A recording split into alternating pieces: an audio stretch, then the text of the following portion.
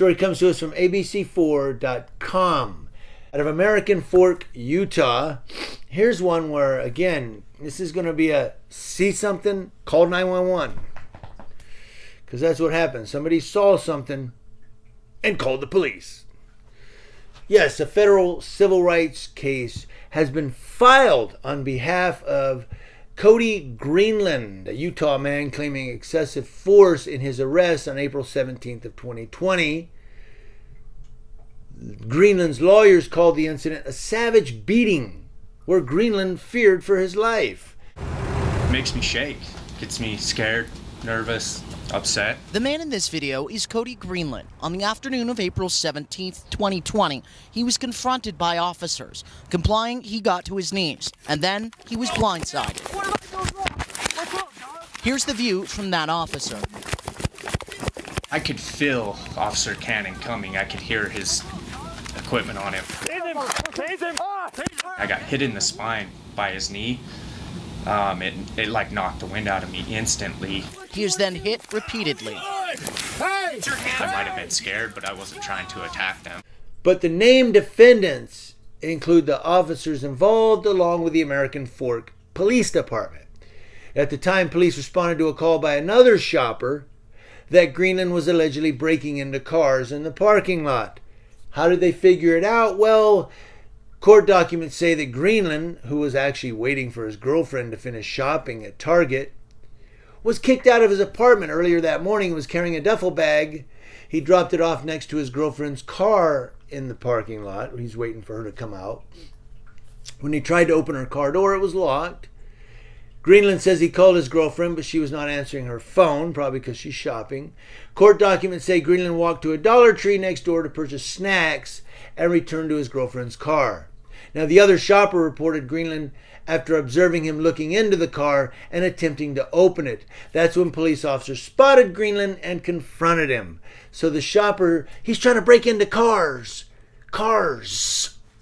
What's he doing? He's by this one car looking in it and looking around. He went and got snacks and came back and he's still looking in the car.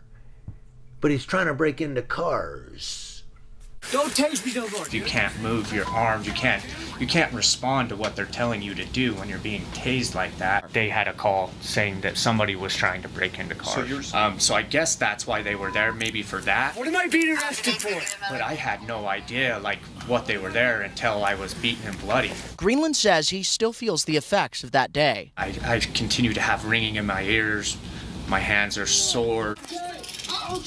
Monday, he and his attorney, Robert Shikes, filed a lawsuit against the American Fork Police Department. You saw him on the ground, hands up. No need to tackle him from behind. You can't tase a non-violent misdemeanor.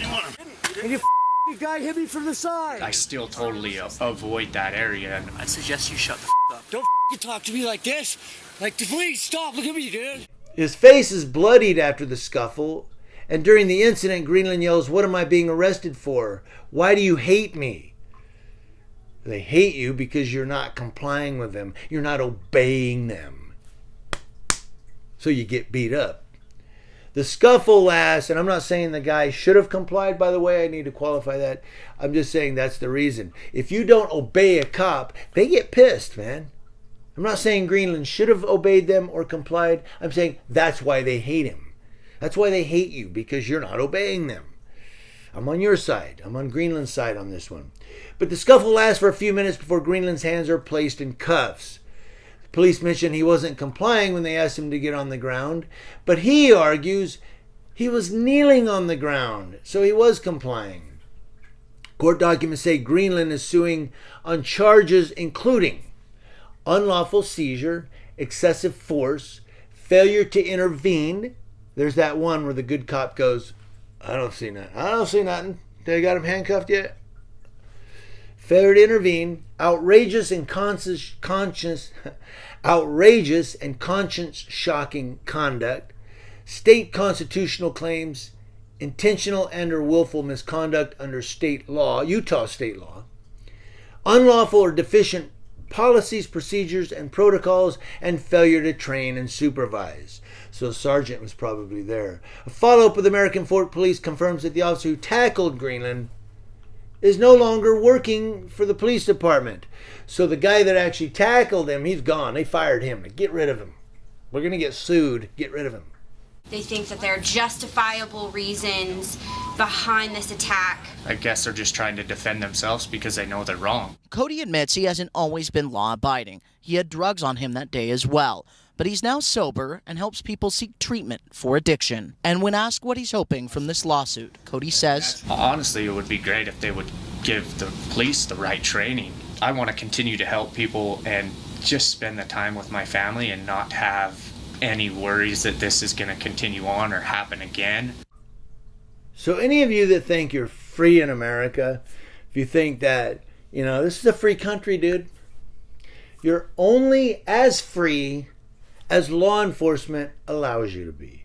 True. All it takes is one person to call the police on you for whatever. Maybe you got locked out of your own car and you're like, God, man, my keys are right there. Someone calls the police, they come up and go, what are you doing in that car? And before you can say anything, they're like, get on the ground. Get on the ground. What? Somebody called and said you're armed and that you're trying to break into a car. It's my car, you dipwad. But police don't go through all that. They don't go through the question phase. They go through what, and then they blame it. Well, dispatch gave us the call like that. Yeah, it's dispatch's fault, right? It's dispatch's fault that you're an incompetent cop.